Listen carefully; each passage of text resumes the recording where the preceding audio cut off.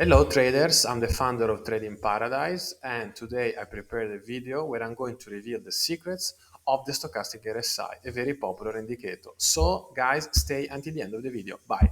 The stochastic RSI is an exceptional tool that measures the level of the RSI relative to its high-low range over a set duration.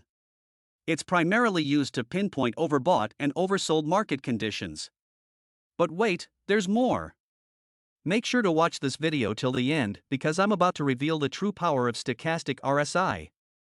The stock RSI, as you can see, is formed by two lines.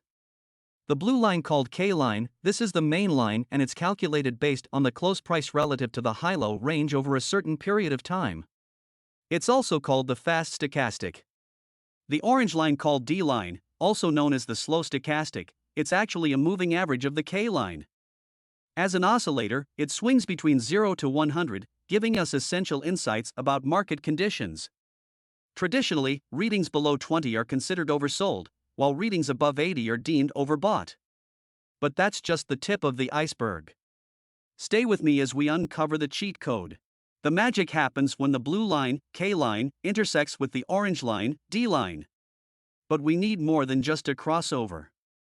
In a bullish signal, the K line crosses above the D line and surges past the 20 level. Notice the resulting 45% price gain. For a bearish signal, the K line crosses under the D line and dips below the 80 level. Even though we had a crossover below, the stochastic RSI didn't dip under 80, resulting in a crossover above. So, when might we expect a correction? When the blue line, our K line, crosses beneath the orange line, the D line, and then drops below the 80 level. Just like in this instance, where we saw an 18% market drop.